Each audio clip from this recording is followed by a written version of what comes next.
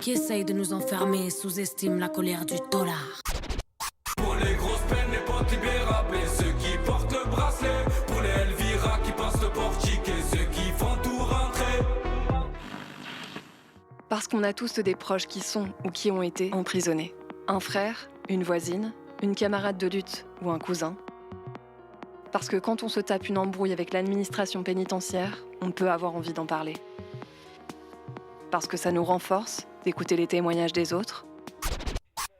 Dedans c'est dur, mais dehors c'est dur aussi, C'est sorti c'est sûr, le SS et le Mirador me le gâchaient l'envie.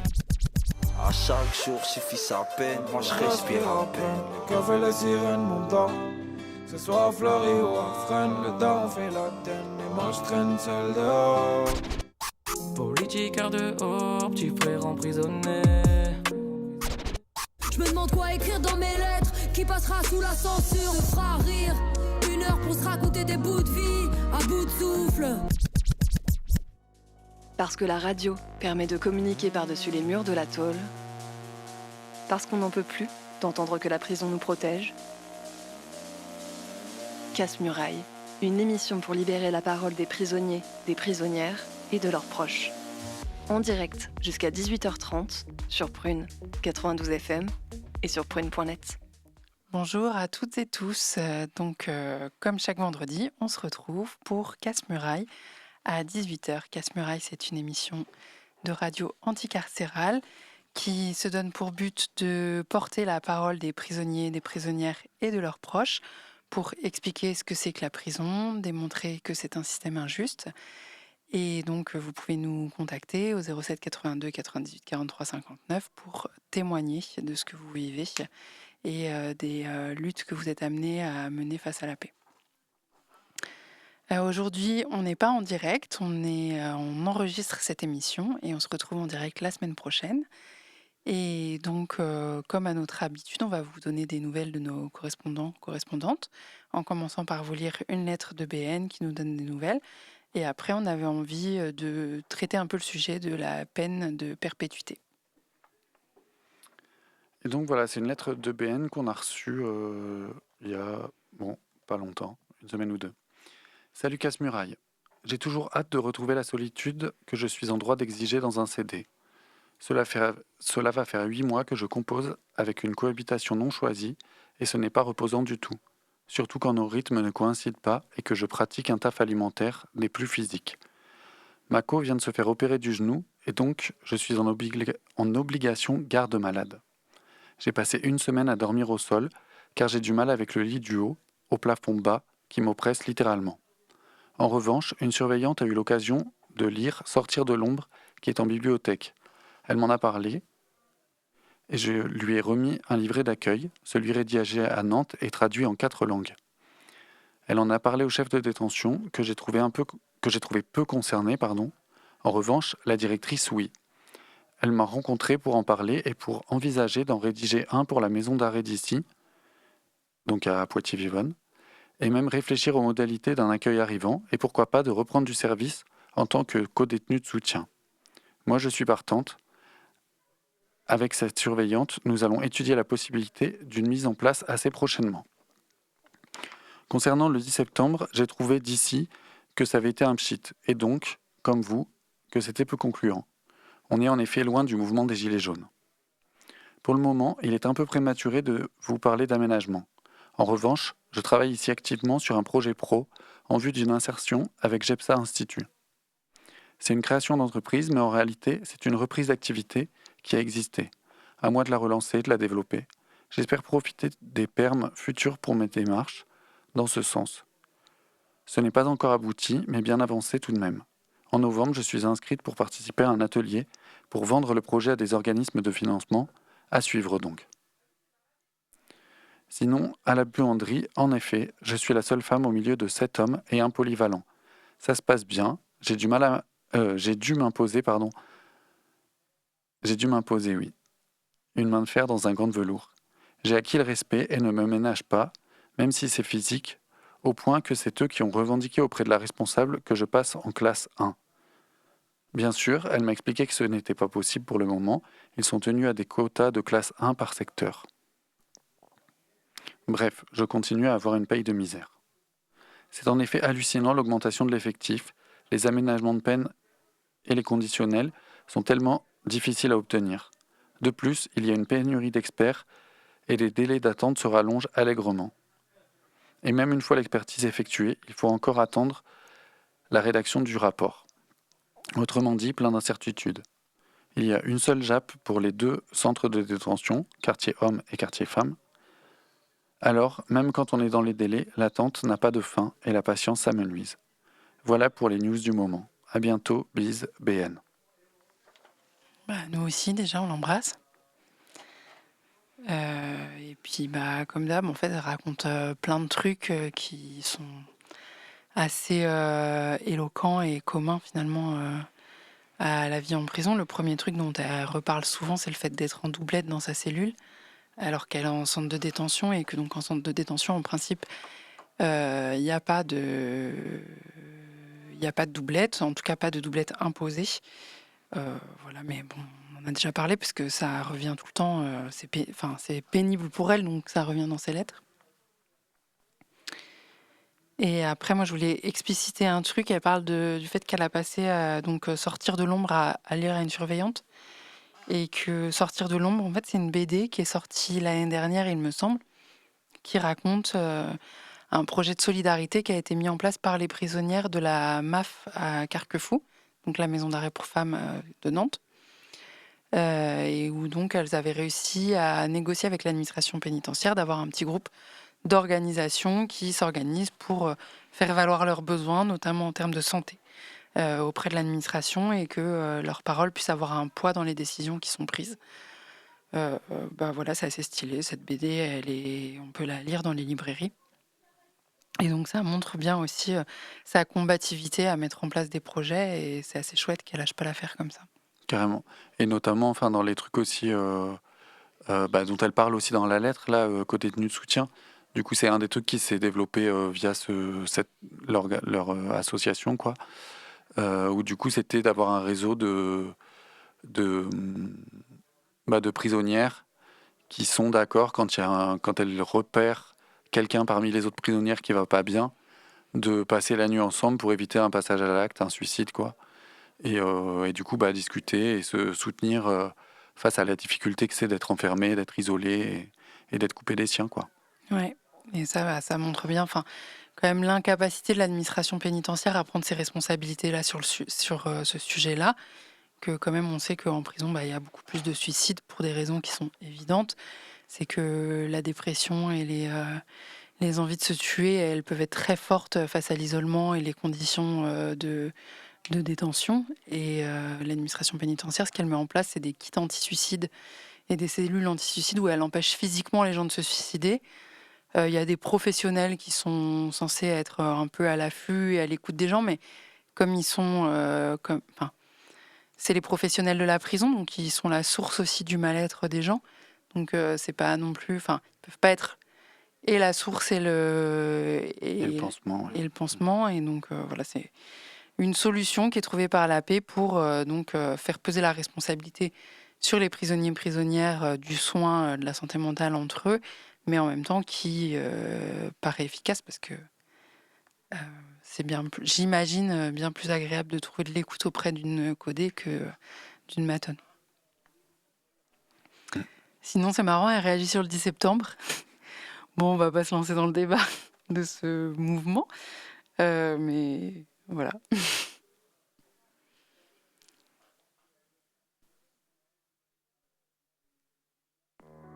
Pour partager ton histoire, dénoncer ce que tu affrontes ou tout simplement envoyer de la force à l'intérieur, appel et SMS au 07 82 98 43 59. Voilà, et du coup, le sujet dont on voulait parler aujourd'hui, c'était la peine de perpétuité réelle, puisque c'est...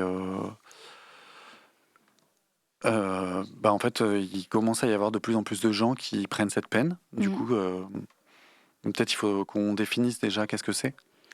Ouais, alors en fait, la peine de perpétuité réelle, c'est une peine de prison pour toujours, en gros. Donc le code pénal, il prévoit des peines de prison où le juge donne une durée et donc où on peut estimer une date de fin et de libération. La peine de perpétuité réelle, donc il y a plusieurs peines de perpétuité. Il y a des peines de perpétuité, donc où il n'y a pas de date de fin de quantum de nombre d'années qu'on va passer en prison, mais avec des périodes de sûreté de 10, 20 ou 30 ans. Ce qui veut dire qu'à partir de 10, 20 ou 30 ans, on peut commencer à demander des aménagements de peine et à anticiper une libération. Après cette période de sûreté qu'ils appellent, donc où il n'y a aucune démarche possible, la peine de perpétuité réelle, en fait, le but des politiques qui ont mis cette peine en place, c'était de pouvoir condamner des gens à passer tout le restant de leur vie dans les cachots, finalement.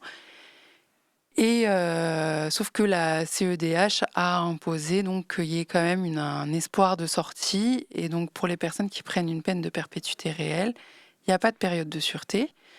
Donc la période de sûreté elle est censée être aussi infinie, sauf qu'au bout de 33 ans, la loi prévoit qu'il est possible donc pour une personne qui purge une peine de perpétuité réelle de venir demander à ce que soit levée la période de sûreté. Infinie, donc c'est une première démarche qu'il faut faire, donc de faire lever cette période de sûreté, et une fois que cette période de sûreté a été acceptée, qu'elle soit levée, il est possible donc de demander des aménagements de peine et de commencer à envisager une sortie. Carrément. Dans les gens qui ont été condamnés, là, il y a Dabia Benkiret qui a été condamnée la semaine dernière pour le meurtre de Lola. Et nous, on était allés assister au procès de Michael Chiolo, qui avait attaqué des matons à Condé-sur-Sarthe, ouais, au nom de l'État islamique et tout, du coup, dans une perspective terroriste. Et voilà, et du coup, lui aussi avait été condamné à cette peine de perpétuité réelle, quoi. Nous, ce qui nous a un peu surpris dans cette condamnation, c'est que, en fait, Chiolo, c'est la première personne qui prend cette condamnation à perpétuité réelle sans avoir effectivement réussi à tuer personne. Enfin, et voilà, même si c'était son intention, on trouve que la sévérité de la peine par rapport à la gravité des faits dépasse un cap qui n'avait jamais été dépassé avant. Et il faut savoir que dans toutes les personnes qui ont été condamnées à une peine de perpétuité réelle en France, personne n'est jamais sorti de prison vivant. D'ailleurs, petite actualité, il y a Tommy Reco, qui est un des prisonniers qui avait passé le plus de temps en prison en France, qui purgeait une peine de perpétuité. Ça faisait 55 ans qu'il était en prison, qui est décédé le 21 novembre. Pas libéré, bien sûr. Enfin, il était à l'hôpital, mais il n'était pas libéré. Voilà, donc en fait, l'idée, c'est de dire que cette peine de perpétuité, c'est une peine de mort, dont personne ne sort jamais vivant, et que même, qui est infinie, quoi. Le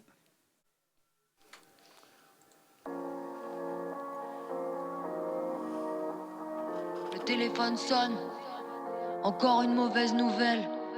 La tôle talonne nos pas, réel, bien plus proche qu'on ne le croit, mais pourtant nous isole, comme si ça n'arrivait qu'à soi. Hors de nos vies comme un monde à part, laisse nos récits serrer nos mâchoires. Si je t'en parle, tu boiras du noir. Trop déprimant de ne pouvoir rien faire. Garde ça pour moi, trouve pas le sommeil. De nombreux soirs restent sans oreille. Jamais trop tard pour un soleil. Juste un crachoir et c'est plus pareil. 7 ans c'est trop long, c'est inimaginable. 7 ans de parloir, c'est pas comparable. Je vais le voir, mais ma vie continue dehors. Personne à sa place derrière les barreaux. Peut-être que certains méritent d'être 6 pieds sous terre. Éloigne le monstre, moi c'est ce monde qui me terrorise. 7 ans c'est trop long, 7 ans c'est trop long, 7 ans c'est trop long, 7 ans c'est trop long, 7 ans c'est trop long et ils veulent en faire des hommes qui respectent ce monde de merde et ils veulent en faire des larves. Bracelet aux pieds, rallonge la laisse pour te croire plus libre. Je me demande quoi écrire dans mes lettres, qui passera sous la censure, se fera rire. 1 heure pour se raconter des bouts de vie, à bout de souffle. Risque de se faire poursuivre si on crie, risque de se faire souffrir si on rit. Malgré tout, espérer la sortie, ça accroché à des bouts de rien. Toujours tenir, toujours tenir. Passer la quarantaine en tôle, t'as les cheveux qui grisonnent. Tu dis qu'il y a des stades de la vie qui importent. Moi je dis qu'ils importent tous. Se regarder derrière la vie sans pouvoir se toucher, c'est trop dur. Tel un animal derrière la grille, c'est le zoo. Ça fait de grands films Hollywood. Tant que ça reste bien loin de nous, ça aime les frissons. Masquer la réalité, trop sombre. Y'a rien de sexy dans la prison. Ça ruine la santé et puis c'est tout. Y'a rien de sexy dans la prison. Ça ruine la santé et puis c'est tout. Y'a rien de sexy dans la prison. 7 ans c'est trop long, 7 ans c'est trop long, 7 ans c'est trop long, 7 ans c'est trop long, 7 ans c'est trop long, 7 ans c'est trop long, 7 ans c'est trop long, 7 ans c'est trop long. Continuer d'écraser un homme à terre, il a ses torts, c'est ce que tu veux entendre. Alors laisse-moi te demander comment les réparer entre 4 murs. Et puis combien souvent ces systèmes qui nous abusent. Ah, mon discours te fait sourire, mais dans ce monde y'a besoin de pauvres, y'a besoin de riches. Pour survivre y'a besoin de triche. Respecter des lois qui vous engraissent, rébellion et débrouille, même adresse. Éloigner la misère créée de toutes pièces. Vous construisez des cages, menaces pour qu'on se tienne sage. 7 ans c'est trop long, 6 ans c'est trop long, 5 ans c'est trop long, 4 ans c'est trop long, 3 ans c'est trop long, 2 ans c'est trop long, 1 an c'est trop long, 9 mois c'est trop long, 7 mois c'est trop long, 3 mois c'est trop long, 3 mois c'est trop long, même 1 mois c'est trop long. Même 1 mois c'est trop long. Casse-Muraille, une émission pour libérer la parole des prisonniers, des prisonnières et de leurs proches. Vous êtes toujours à l'écoute de Casse-Muraille et on vient d'écouter Rature, 7 ans. Pour continuer sur les données un peu historiques sur cette peine de mort qui ne dit plus son nom, elle a été créée le 1er février 1994 à l'initiative du ministre de la Justice de l'époque, Pierre Méhaignerie, sous le gouvernement donc, de droite Balladur, justement en réaction au fait qu'en 1981, la peine de mort avait été abolie. Et donc, cette peine, elle peut être prononcée pour des personnes qui sont condamnées pour avoir commis des meurtres avec viol, torture ou acte de barbarie sur mineurs de 15 ans, meurtre ou tentative de meurtre sur une personne dépositaire de l'autorité publique, et ce à l'occasion ou en raison de ses fonctions. Et depuis 2016 pour les crimes dits de terrorisme. Voilà, pour tous les autres crimes, la perpétuité elle est prononçable, mais avec un maximum de la période de sûreté de 22 ans. Ok, merci pour ces précisions. Voilà, et du coup, on voulait enchaîner en lisant l'appel des 10 de Clairvaux. Du coup, c'est un appel que des prisonniers ont sorti en 2006, le 16 janvier 2006. Donc, c'était des prisonniers de la centrale de Clairvaux qui ont adressé un communiqué au ministre de la Justice et aux médias pour exiger que la peine capitale leur soit appliquée plutôt que la peine de mort lente qui leur est imposée en détention longue, quoi. Voilà, et du coup, on se disait que pour parler de ce sujet-là, c'était aussi bien de transmettre leurs mots à eux, quoi. C'est quand même, c'était un truc très symbolique, une revendication très symbolique qu'ils avaient fait, et même si ce texte a presque 20 ans, il est encore carrément d'actualité. Et puis c'est une parole collective de prisonniers de Centrale. À ceux de l'extérieur, osant affirmer que la peine de mort est abolie, silence. On achève bien les chevaux. Nous les emmurés vivant à perpétuité du centre pénitentiaire le plus sécuritaire de France, dont aucun de nous ne voit un papon, nous en appelons au rétablissement effectif de la peine de mort pour nous. Assez d'hypocrisie. Dès lors qu'on nous voue en réalité à une perpétuité réelle, sans aucune perspective effective de libération à l'issue de notre peine de sûreté, nous préférons encore en finir une bonne fois pour toutes que de nous voir crever à petit feu, sans espoir d'aucun lendemain, après bien plus de 20 années de misère absolue.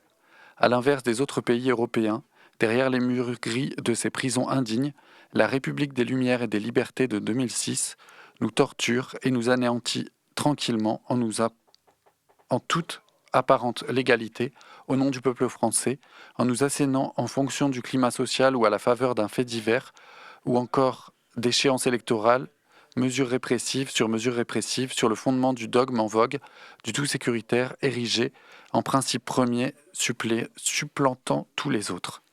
Qu'on se rassure, de nos jours, ici, même les mauvaises herbes ne repoussent plus. Il n'y a que le noir et le désespoir. De surenchère en surenchère, la machine à broyer l'homme a pris impitoyablement le pas. À quoi servent les peines de sûreté qu'on nous inflige quand, une fois leur durée dûment purgée, on n'a aucun espoir de recouvrer la liberté? De l'année 2000 à la loi Perben II de 2005, on a fait mine de s'appliquer à légiférer en instituant de nouvelles juridictions de libération conditionnelle. Seulement, comme hier le ministre de la Justice, les juges d'aujourd'hui écoutent l'administration et nous opposent refus sur refus, nous vouant à des durées de détention à la Lucien Léger. Pourtant, sur la finalité de la peine, l'État français, admettant que nous avons vocation à sortir un jour et s'inscrivant dans le cadre des recommandations du Conseil de l'Europe, a posé pour principe, s'étendant aux longues peines et aux 700 condamnés à perpétuité, que l'exécution des peines privatives de liberté a été conçue non seulement pour protéger la société et assurer la punition du condamné, mais aussi pour favoriser l'amendement de celui-ci et préparer sa réinsertion. En réalité, tout est au châtiment. Combien d'entre nous, du moins pour ceux qui ne sont pas décédés depuis, ont déjà purgé plusieurs années au-delà même de leur peine de sûreté de 18 ans sans se voir présenter à ce jour une réelle perspective de libération? Après de telles durées de prison, tout rescapé ne peut que sortir au mieux sénile ou totalement brisé. En pareil cas, qui peut vraiment se réinsérer socialement? En fait, pour toute alternative, comme avant 1981, ne nous reste-t-il pas mieux à trouver plus rapidement dans la mort notre liberté? De surcroît, pour nous amener à nous plier à ce sort d'enterré vif, on nous a ces dernières années rajouté murs, miradors, grilles en acier et maintes autres contraintes. Le tout pour faire taire toute velléité, assortie de commandos de surveillants, casqués, armés et cagoulés, à l'impunité et aux dérives vainement dénoncées, ça et là, dans l'indifférence générale. N'en croyez rien. Il y a ici une place pour vous et pour vos fils. C'est encore plus vrai que jamais à l'heure où l'on préfère supprimer à tour de bras dans les écoles du pays bien des postes d'instituteurs et d'éducateurs pour en lieu et place miser sur l'embauche de toujours plus de nouveaux policiers et surveillants de prison et en érigeant de nouvelles prisons et autant de QHS. Aussi parce qu'une société dite démocratique ne devrait pas se permettre de jouer ainsi avec la politique pénale visant à l'allongement infini des peines selon la conjoncture, l'individu ou les besoins particuliers. À choisir, à notre mort lente programmée, nous demandons à l'État français, chantre des droits de l'homme et des libertés, de rétablir instantanément pour nous tous la peine de mort effective. Sous-signé les susnommés ci-après du mouroir de Clairvaux. Abdelhamid Akkar, André Générat, Bernard Lasselin, Patrick Perrochon, Milivoje Milosavljević, Daniel Hart, Farid Tahir, Christian Rivière, Jean-Marie Dubois, Tadeusz Tutkaj. Voilà, c'était donc le un peu célèbre, j'espère, appel des 10 de Clairvaux, bien plus explicite que tout ce qu'on pourrait dire. Et à savoir aussi, il y a des avocats qui ont sorti une tribune dans l'idée Libération pour demander l'abolition de cette peine de perpétuité réelle. Voilà, le communiqué s'appelle La perpétuité réelle, une peine de mort qui ne dit pas son nom. C'est la fin de l'émission. On va se retrouver la semaine prochaine en direct cette fois-ci. Donc vous pourrez nous envoyer vos dédicaces au 07 82 98 43 59. Et d'ici là, on peut s'écrire par courrier aussi. Alors on peut s'écrire à Casse-Muraille chez B17, 17 rue Paul Bellamy, 44 000 Nantes. Voilà. Et on va peut-être se quitter en musique avec le morceau Aman Aman de Amar 808. Carrément. Et d'ici là, force à toutes et toutes les emmurées et à leurs proches qui vont les soutenir au parloir. Au revoir.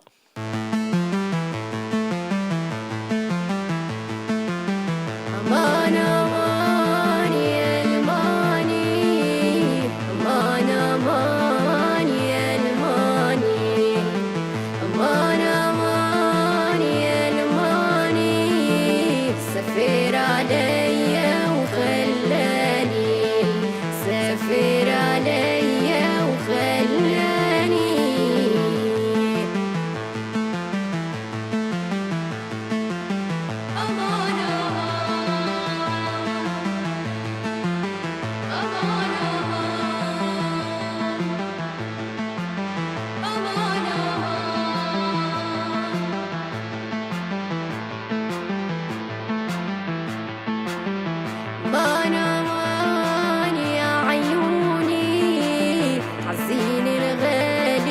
حيجروني حبك جرح مكنوني بالعاني وش مات فيا بالعاني وش مات فيا